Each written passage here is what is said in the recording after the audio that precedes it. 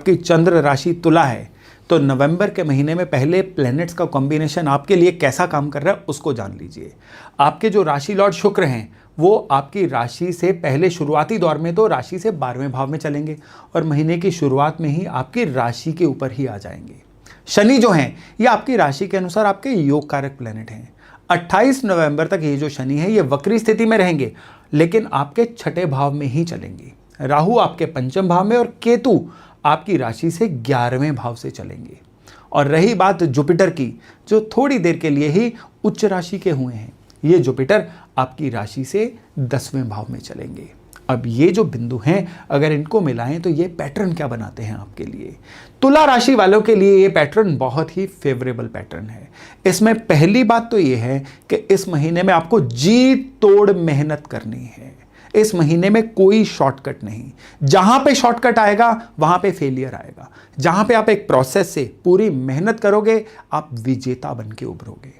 इस महीने में आप अपने कार्य क्षेत्र में, अपने वर्क प्लेस पे बड़े अच्छे से विजिबल हो जाओगे, बड़े अच्छे से दिखाई देना शुरू करोगे।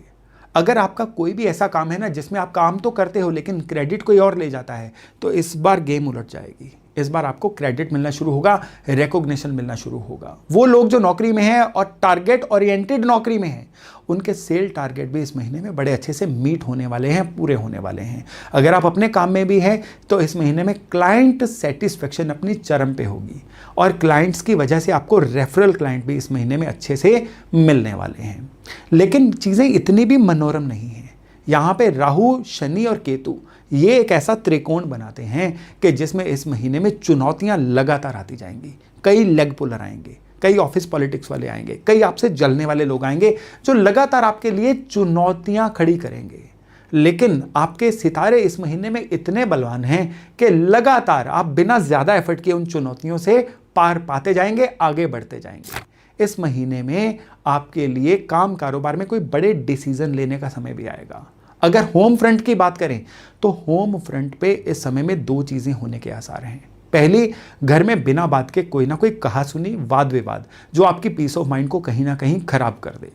और दूसरी, घरेलू फ्रंट पे ही घर की रिकंस्ट्रक्शन पे, घर की डेकोरेशन पे, घर के अंदर कुछ ना कुछ अच्छे चेंजेस लाने के लिए आपके कोई ना कोई खर्चे हो सकते हैं। और ये खर्चे 100% जो हैं आपको डिलाइट भी करेंगे और आपको बहुत ज़्यादा कॉन्फिडेंस के अंदर भी लेके आएंगे।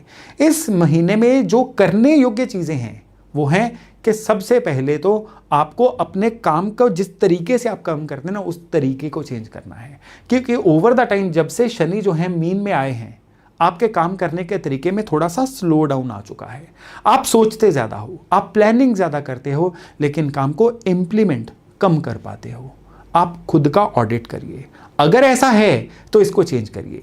यानी इस महीने में स्पीड और एक्यूरेसी दोनों को इकट्ठे लेके आइए। आप कर सकते हैं और आप इस महीने में करके दिखाइए।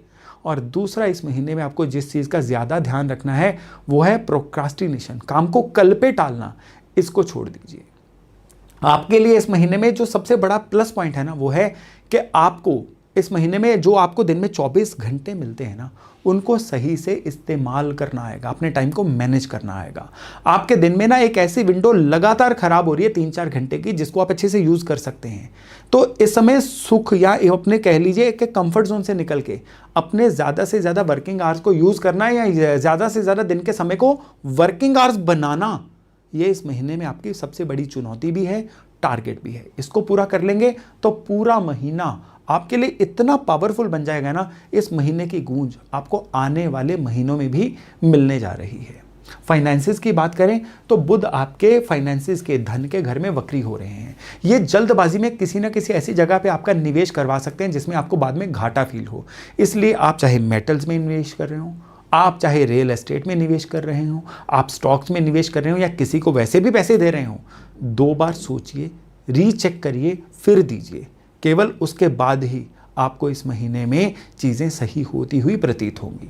आपको गले की और फेफड़ों की संभाल करनी है। किसी न किसी तरह की इन्फेक्शन से जूझने के आपके आसार इस महीने में बन रहे हैं। उपाय के तौर पे आपको हर मंगलवार को कुछ ना कुछ मिठाई हनुमान जी को चढ़ा के लोगों में बांटनी है। दूसरे नंबर पे एक विशेष उपाय है कि हर शनिवार को शनि का दान आपने करना है। तेल, काली राई शनि मंदिर में चढ़ा के आइए। पीपल के नीचे सरसों के तेल का दिया भी जला के आइए। और तीसरा उपाय जो है वो विशेष उपाय है कि आपने रोज़ाना रुद्राक्ष की माला पे ओम नमः शिवाय 108 बार करना है। अगर आपके पास रुद्राक्ष की माला नहीं है तो आप वैसे ही 108 बार रोज ओम नमः शिवाय का एक आसन में बैठ के घर के पूजा स्थान पे जप करिए। याद रखिए, इसको चलते फिरते नहीं करना है, पूजा स्थान पे बैठ के ही करना है। केवल ये 3 सरल उपाय, और ये देखिए कि इन उपायों का जो त्रिकोण बनेगा ना, ये आपके जीवन में किस तरह के चमत्कार इस नवंबर के महीने में घटित करता है।